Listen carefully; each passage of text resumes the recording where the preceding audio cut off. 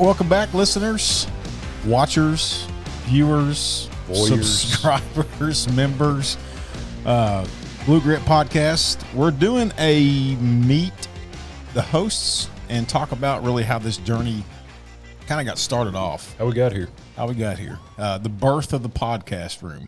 Before we kick off, click subscribe down below if you like what we're doing, the content we're turning out. We've got some stories about some officers involved in shootings and being shot. We've got a Border Patrol guy that came literally straight up here the night before to be on the show from the border, telling us real time right now what's going on. We've got some content. If you like what you're seeing, click down below, please, and subscribe and tell somebody at work about what you got. Yeah. When you're off nights, working nights, on patrol, tune us on or tune us in. Or tune in, however the hell you want to say within policy. Yeah, within policy. Don't have your body cams going whenever you're in cars. But anyway, this is going to be a meet the hosts and talk about the podcast and how we started all this. So we have John Sierega.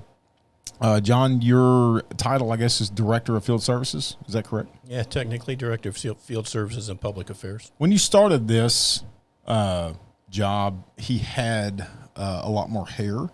It was not as gray. I know when I started, he had a full head of hair and did not have any gray. And I had normal blood pressure. And you had normal blood pressure. And that changed about the time we hired Tyler, didn't it? Yes, it did. Yeah, we're approaching the 5-year mark. So you were a healthy man 5 years ago, and you've aged just a little bit because of me. A little bit, but that's all right. Yeah. So. And the guy talking about somebody losing their hair's got his dome concealed. That's a whole separate. That's interesting, isn't it? That's a whole separate story. I shaved mine because I was a motor cop. So. He shaved it and it never came back. It never came back. In fact, my wife actually made the comment one time.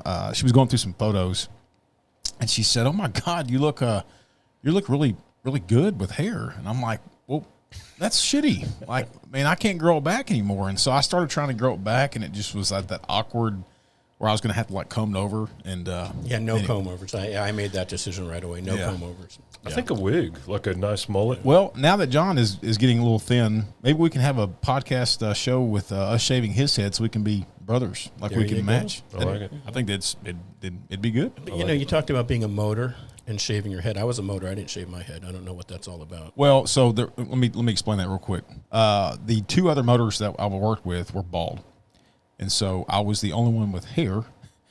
And so we made a pact that now that policy's over with and I can't get in trouble, we made a pact that we would not wear nameplates. And so I was the only one with hair. And so when they would call in, they would say, "Hey, the motor cop, well, did he have hair?" And at that time I did. And so then it was an old Dallas County trick. I always shave your head in front. I had to shave my head. Nice. That way they could, when they said it was the bald motor cop, Gotcha. We were three of us. Gotcha. There's a story, a little lesson on Tyler Owen. Gotcha. So, Clint, you have been with Tmpa for how long? I've been here 12 years, about 2.5. My first 2.5, I was still on the job in Garland, did part-time work. I've been on full-time, I think, about 9 years maybe. And you're up, obviously, in the Dallas-Fort Worth Metroplex. That's how everybody knows you. How did you get involved with Tmpa, and what did that look like? And I get asked that a lot. I'm sure you do, too. We're extremely fortunate to work here. But how did you get involved with Tmpa? Yeah, so was on the board, local board, and who we were affiliated with at the time wasn't accomplishing our needs. Mm-hmm. I was working police shootings. We were having officer-involved shootings and couldn't get a hold of anybody at that organization. We couldn't get a lawyer to come out. I was involved in the association and working the police shootings.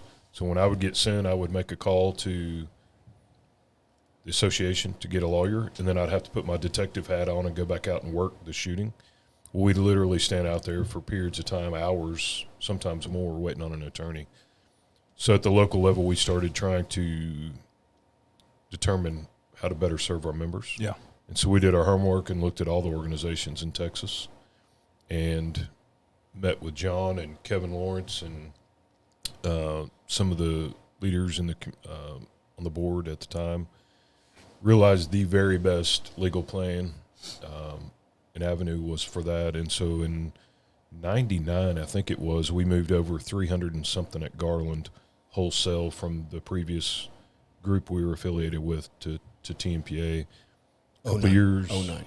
You said 99. Oh, yeah. That was 09. 09. I heard 09. Oh, no. Oh, I thought he said 99. We'll play it back. In one of the nines, we moved everybody over wholesale.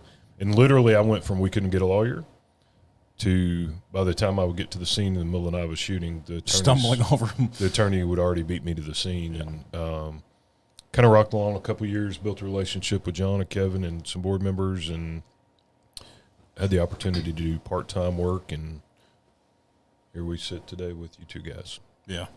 John, I remember whenever I was at Marshall PD POA stuff and dealing with you, and we had some controversial issues going on with administration. That's how Marshall, I didn't even know about that. Yeah, it's a great story. I'm actually on Netflix. I'm supposed to be on Netflix. The old chief there is supposed to write a story about me in a book, and Well, that should be fascinating. yeah, I really should. I hope you use my right name, so I can get some Credit, kick, right. kickback on it. Guy's a legend. Royalties. Yeah, Right. yeah. So that's how me and you met, and man, what a ride! Me and John were just bringing this up this morning. Almost 5 years ago today, we were sitting in Canton. You brought me in at Canton. Cold winter night. Clint Yeah. said it. Clint It changed said, your life. I've got a cop from small town East Texas I want you to meet, and I think he'd be a good part-timer. I'm waiting for the punchline. I'm waiting for like he was right. But turns out he wasn't. Well, yeah. No, this has been it's been amazing. And your introduction to Tmpa, I've met some wonderful people, John Sierega included. I think you're up there with some of the best people that I've ever known and hung around. And it's an honor to work underneath you. And you be my supervisor and leader. It's been an awesome experience. So you got started in this. You were part of the local level. Yeah. You were reaching out, and we were coming down. And what stood out with you to get involved, or for us to try and get you involved, is you as a local leader taking it upon yourself to go address council, build political capital with local leaders and community stakeholders, and that's what we try and identify here is those personalities that can professionally represent law enforcement. Yeah. Is how you kind of ended up here. What got you in the local level? What was it about jumping out and being the voice or putting yourself out there to get pot shots at? I think just like many people who are listening to this who have served on your local board, there wasn't anybody to step up and take that role. I saw the struggles that the current president was having, and Garland's a 350-man agency, probably more now, I would think. Probably closer to men and women, probably closer to 400 now, I would think. And sadly, it's not because people don't like the local association. It's not because people don't want to. They just don't have the time. Yeah. And so a lot of times you see the same 1 or 2, 3, 4, 5, 6 people kind of doing the barbecues at the local level. And I don't know. I just saw a need that I wanted to step in and be a part of it. And immediately after that, we started having some issues with a local city council person who was anti-law enforcement, who was pro-marijuana and pro-legalization of marijuana. And so we kind of just went to war with him, and that kicked off some other stuff, and it just kind of festered into something that I saw a need for us to really build our political capital at the local level. And that, in return, later on, paid hugely with us needing the backing from the general public for the raise. Again, back to the chief, at that point in time, wasn't a good fit for us as an organization, wasn't a good fit for our community, and just, but that's how I got kind of, I don't want to say dumped into it, because again, God works in mysterious ways, and look at where I'm at now just by volunteering. I wish we could communicate what you just said to all 80,000 Texas peace officers.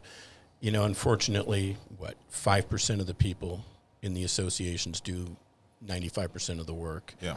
And often one of the things we run into is we get the phone call when it's too late. Yeah. The chief's gone rogue. Yep. It's a bad chief. We don't have the backing of the council.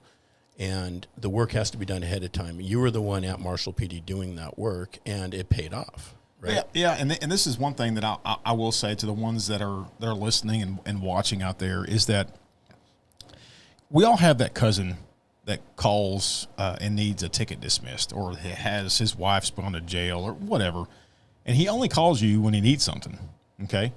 And if you were at the local level in the leadership, portion of that, you can't show up to council meetings and just when it's budget season. You can't show. You have to show. Exactly. If you're going to make Right. that point and you're going to be invested in that community, in that council, you've got to show up every single time, regardless if you're on the agenda or not, because it lets the council know that, number one, you're serious, you're committed, but you're also committed to the mission and the overall safety of the city. And I think that what helped us out tremendously was we had a huge involvement in the Chamber of Commerce.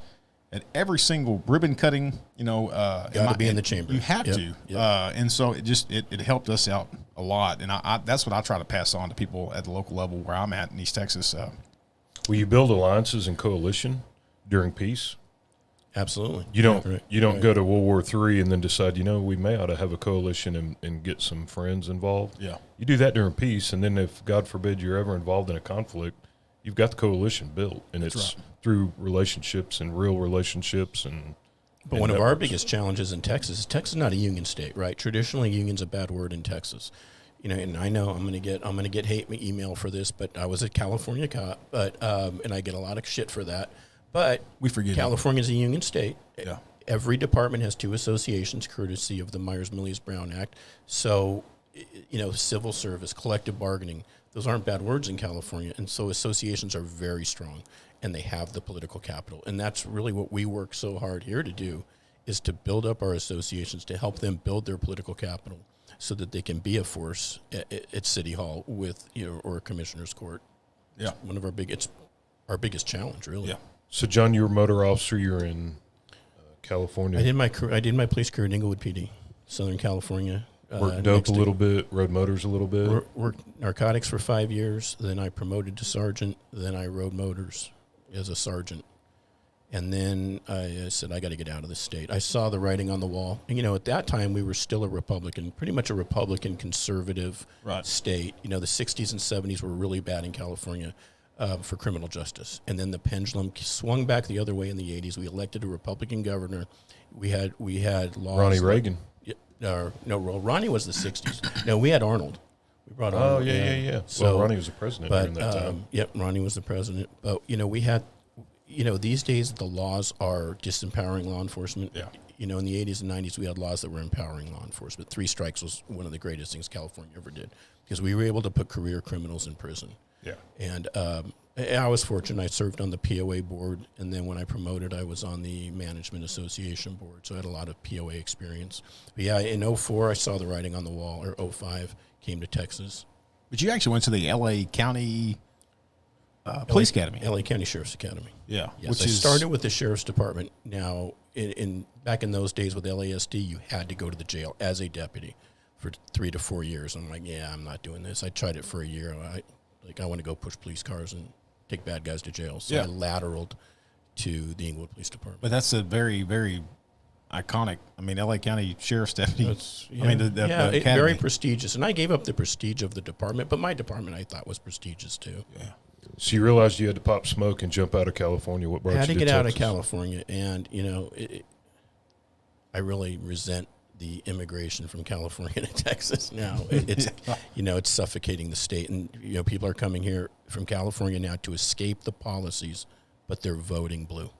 It makes no sense. Yeah, they want to leave the politics and then come here and vote the same. Yeah, it just so it's disappointing. But I came, I was like the first wave in 05. And, I was going to go back into law enforcement. I actually started a real estate business here, and I had this vision. I knew Californians were coming, and I knew it was going to continue. I thought I was going to be the Donald Trump of Texas, right? Real estate developer. And I started a real estate business, and it was, I was making a ton of money. It blew up. I was advertising in California. Were you selling to other immigrants you brought with you from California? Yes. Unfortunately, I hate to admit it. But I really do. We had a Border Patrol agent a couple weeks ago that talked about the flood. It was. But, I capitalized on the first wave in 05, 06, 07 back then and made a lot of money, and then the bubble burst in 07. Don't they call that a coyote? Yeah. Get a lot of money off of that. Yeah. But, when you're self-employed in real estate and the bubble burst in 07, you go from making a ton of money to making nothing. Oh, yeah. And I had a lot of bills. I had an office and, so was going to go back into law enforcement at that point, heard about the job at Tmpa, and it's just been a blessing ever since. Yeah. And again, we give non-Texan cops a hard time. You guys give me a hard time. However, I brought a lot of labor experience with me, and I think that's what I've been able to bring to our members is, hey, I was fortunate to work in a pro-labor environment. I want to see our members enjoy the working environment that I enjoyed for almost Yeah, but one 20 of the years. things I love about you, and this is no secret, me and Clint say this all the time, is one trait that I will say John Sierega never lacks on is compassion. He's not just a good-looking man. No, There's he's more not. to him. You have compassion, Thanks, not just with your employees, but I think that your heart, your desire to serve, and your overall desire to execute the mission of serving the members of not just Texas law enforcement Through Copline. I mean, that's what I was going to expand on too. Is that you really see the whole Blue Line mission, and I think that's why. I think that you tried to expand that. You go beyond Tmpa by getting involved with Copline, which John's on the board of directors. you're a board Copline. member of them now, and you've been involved with that for 4 years now. 4 years, yeah. Yeah, And I absolutely appreciate that. But you also got to look at every field rep at TMPA. Yeah. Has the passion and the compassion to take care of cops. You know, now that we've grown, Clint is one of the supervisors, and when Clint hires a new field rep, I'm hands off. I say hire, I tell him, you hire whoever you want, I trust you. But when I was doing the hiring, when we'd bring on a new field rep, I had one mission. I would tell the field rep, the new employee, take care of the cops. Just take care of the members. Yeah. And that's what they do. All of you guys. You guys do an amazing job. The full-timers and the part-timers, which I don't really see a difference between full-time and part-time. You guys all have the passion. And I appreciate the compliment, but right back at all of you for having the compassion that you do for all the members. well, I think it's a reflection of the leadership here within the organization.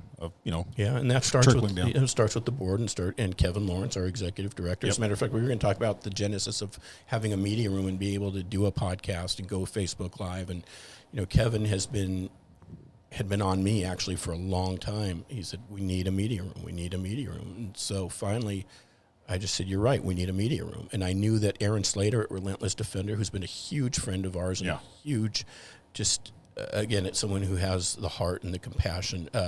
I called Aaron. I said, "Can I come look at your media room?" So I went he rolled out the red carpet, talked to his engineer. We took measurements, figured it all out. His guy actually did the equipment list for us. And I came back and went to Kevin. I said, "All right, we know what needs to be done." He said, "Do it. You're empowered to do it." So I knew that I needed to bring someone in. I couldn't do it myself. And so I called Clint because Clint can get things done. Clint has an amazing ability to just get things done. I said, "Will you help me with this? We both have a shared vision, and let's make it happen." And we made it happen. Also, a huge shout out goes to last year's TMPA president, Travis Ammon. He supported us wholeheartedly. We went to the board and asked for the funding to do it, and they actually gave us more money than we actually needed at the time.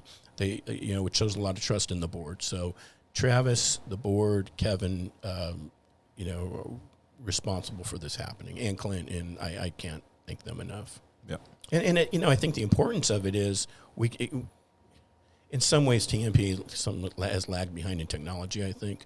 And now we can get out to the members. We can communicate directly. We can communicate quickly, which we're going to need starting here in a week with the legislative session starting. The ability to talk to the members real time about what's going on downtown that's going to affect them. Yeah. So that's how this sort of came about. Well, I think this media room also kind of expands upon our mission statement, which our mission statement is the voice of Texas law enforcement. Absolutely. And this is another Professional platform. representation. Yeah. And so I think this gives us just another platform and another option of how we be that voice and how we are planning on being that voice. And, Don't let John sell himself short on the room. We had a vision, and we kind of had an idea of what we were going to do. We were trying to be fiscally responsible with members' money, like we do with everything. and so the gray wall you see behind this backdrop, John came up, and he and I went to Home Depot, and John flung paint and sweated in this small room. Did you have the Home Depot song playing? Oh, no, maybe it's at Lowe's. I can't remember. You know what I'm talking about, the theme song of Home Depot? So can you sing it really quick? Well, I'm going to. Whenever we edit this in, I'm gonna dub in the Home Depot theme song. And But John came up. Clint built the backdrop, actually. Yeah. Slater, I can't give enough shout out to Slater, Relentless Defender, and his crew there. We were trying to find backdrop ideas, and Slater helped with the idea on the neon there. Slater's been an open book to supporting us, whatever he can do, in the heart that guy has and what he gives back to the community, to law enforcement. Yeah. He's on the National Law Enforcement Board. Can't thank that guy enough. While we're talking about the room, Tony Godwin at Garland PD, Catfish Cops podcast, you guys give it a listen. He built this desk. He has been an open book for us about how to get into podcasting, how to set things up, what to do without looking more dumb than we looking amateur. We are able to. Yeah. And Joe King at Bridging the Divide, Dallas ATO podcast. I cannot tell you how incredible Joe King and Bridging the Divide podcast has been supporting us. They've had us on. Their episode will be out in the middle of January, where they are cross-branding and cross-pollinating, pushing what we're doing. And the mission that they're doing over there at the OWL, Officer Wellness Liaison Program, actually getting down in the weeds, helping cops that are struggling. Yeah. Bridging the Divide podcast, Dallas ATO, Joe King, those guys are amazing angels that are looking out for cops and doing great things, but they've been a huge supporter of this. And I promise you, without Slater, Godwin, Catfish Cops, Joe King, the board, and Bridging the Divide, the board, yeah, we would be sitting somewhere, but it wouldn't be doing this and sitting here right now. And hopefully you guys have seen some content that's coming from this that is fruitful and maybe furthering what you're doing or is insightful. Probably some of it's nonsensical and you and I making fun of each other, but well, yeah, I mean, you look at yesterday's, the two we recorded yesterday's, two of our field reps have been shot multiple times, and they came on and told their stories, which are just for an officer's safety aspect would be beneficial for any officer to listen to. Yeah. Just amazing stories. And then, we went into the mental health aspect of post-critical incident. This morning's podcast, I've already texted my kids. The couple of weeks ago when we had the Border Patrol agent on, that's right. He was talking about the mental health like you're talking about. But yeah, it's and that that'll resonate with civilians. That episode was amazing because he gave us the truth about what's going on at the border, not not the liberal media's take on what's going on at the border. Yep. Well, so I guess so right now we have Buzzsprouts, and we didn't know nothing about podcasting. We had to figure it out. Yeah. Less than nothing. Yeah. So we've got. So when we push this stuff out on social media, we push out the Buzzsprouts, and that's just a distributor, okay?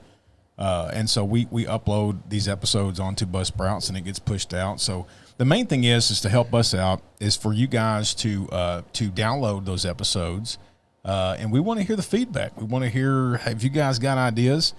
We certainly have some, and we're trying to get new content, new episodes pushed out. But if you guys have an idea, man, shoot us an email, bluegrid@tmpa.org, and it goes to these three, Clint, me, and John, and we can make those episodes happen. But yeah, so far I think we're off to a great start with all the episodes. You guys have hosted all of the ones we've taped so far, and I'll tell you, you've done a fantastic job. So shout out to both of you.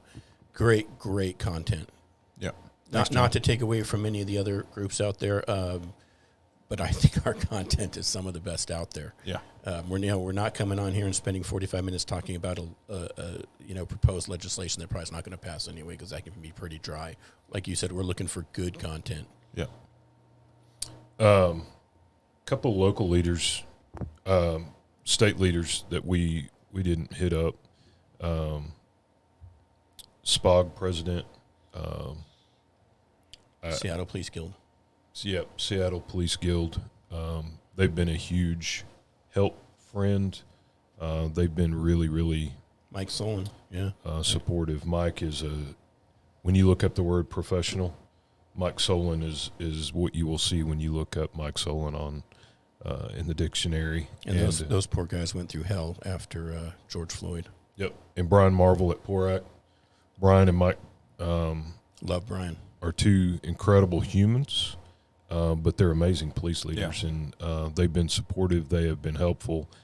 They don't hesitate if we call to pick their brain or ask stupid questions. They laugh at us, and then they're extremely helpful, and cannot thank them enough. You never ask stupid questions, Clint. Most of mine are stupid Never. questions. Ever. Now me, but yeah. So we've got some other. I think we are going to have Lieutenant Dan Patrick. We're working on it soon. I know that Glenn Hager may be coming on, the Texas Comptroller. We got some other guys too. Lieutenant Governor Dan Patrick. You paused at Lieutenant Dan, and I don't want anyone thinking that we may be going to recount. Lieutenant Dan is not coming on, but Lieutenant Governor Dan Patrick is coming on. The man, the myth, the legend. There you go. Click down below in the comments. You got somebody that think we be great on, or content you want to hear about, or something that's important to you. We have a legislative session coming up. It just started. A couple days ago. Legislative I forget, we're starts pre-recording. January. We'll be going on January the 10th. But our legislative team, check out that episode. Yeah, John Wilkerson and Dallas Reed do a phenomenal very job. informative. Yeah. On our legislative episode. If there's other content, get down in the comments below, engage, beat us up. We're open to constructive criticism. Beat him up, please. Don't beat me up. I get beat up enough. We're trying to grow our social media, which we think we have a great reach compared to the market. However, Instagram, we'd love to get our Instagram followers up. There's good content on Instagram, Facebook. Now we have our YouTube channel. Talking about our YouTube channel. You're going YouTube to talk Shorts, about those right? Tinder pages. Yeah. Yeah. Don't talk about I am single now, so we're not going to Swipe about left. Yeah. I noticed that the other day whenever you were trying to answer, you kept trying to answer your iPhone. Well, have you swiping left. noticed that I have a thumb injury? The first thing the doctor asks is, Well, I guarantee it's not because of your Tinder response. I promise you. We'll leave it at that. Oh gosh, yeah. Well, that okay, John. 3 questions. Okay. Best cop movie or line from a cop movie? Clint, you proud? That's Dirty Harry. It's got to be. What's the best Dirty line? Harry Callahan. Do you feel lucky? Oh, Punk. Well, do you, punk? best patrol vehicle. No. Now, see, this. Okay, my age is going to come out here. Is I've been in behind the camera for the other ones, and no one's mentioned this car. The pre-Shamu Chevy Caprice, 1986, 87, 88. Best police car ever. Prettiest looking police car. We were coming out of the Chevy Nova days when we got the Caprices. Best police car by far. And best cop whiskey. I like Basil Hayden's. I had Booker's or Basil Hayden Hayden? for the first time New Year's Eve, and it was outstanding. It's outstanding. haven't had it. Now, one of our former part-time fielders, Brandon Price, I bought when he resigned to spend more time with his family. When he left, he's a sergeant at Lubbock PD. But Brandon Shout was out to all of our crew at Lubbock. absolutely. But Brandon was a part-timer for us at Lubbock, from Lubbock for many, many years. And He was your number one. he wasn't my number one. He was your number one. But Brandon is a truly a connoisseur of bourbon. And when he retired from Tmpa, I bought him a bottle of Peerless. And Peerless was at the recommendation of the liquor store, the guy working at the liquor store. I said, I want a really nice bottle of bourbon. The Peerless Double Oak. Well, I gave it to Brandon. He routinely sends me back to that liquor store to get more bottles, and they're $100 a pop. Peerless Double Oak. And you buy 'em? Find it. You buy 'em I for and Brandon? yes, and $100 a bottle. And he says it's the best bourbon You might have to talk to Brandon, and he'll just call you to get us Yeah. the whiskey. Peerless Send it to Double us. Oak. You Check give it me out. 3 bottles of Peerless. I've got nothing but I just get hugs. I don't get whiskey. Yeah. Why is that, John? No. Well, when you resign, you'll get a bottle. How's that? Wow, that escalated. I'm teasing. You know I love you. I got to give you a hard time. You wake me up at 4 o'clock every morning with the first phone call of the 4:30. day, so I got to give you a hard It's time. 4:30. 4:30 in the morning. I call. My routine is I check our emails to make sure that we don't have anything pending. I get on Facebook to make sure all the posts are caught up, and then I call John, the man, the myth, the legend, Sierega. Well, and again, it goes back to we are 24/7 looking out for the members. Yeah, So, it's true. That's the mission. yep. Well, I don't have anything else. I think this pretty much wraps up the meet the host and the explanation of the podcast room. How we got where we are. How we got where You we got are. anything else, boss? That's it. You It's guys doing a great only job. just Appreciate it. begun. I like that. Okay. I got the tune over, right? Guys, please stay safe out there. Session's rolling. If there's a bill that's hitting that you're passionate about, if it's something that you have an expertise in, reach out to our ledge team, because when it hits a committee and they want testimony, they don't want to hear from us. They want to hear from you guys that are in the weeds working and that those laws affect. And they can email legislative at tmpa.org. Yep. You can reach out to our ledge team, which isn't just Dallas and J-Dub. It's multiple people involved with that. There's with that about ledge 8 team. or 9 of us on that distribution. Yep. Legislative at tmpa.org if you have a ledge question or issue. Yep. And we're here 24/7, 365, 800-848-2088. And if you don't have our app, download the app. Yeah, NEP app. Click down below, subscribe, give us a like, give us a comment, share with somebody else what the content we're spinning out. Yeah, absolutely. You got us? I got you. God bless you guys. And as always, may God bless Texas.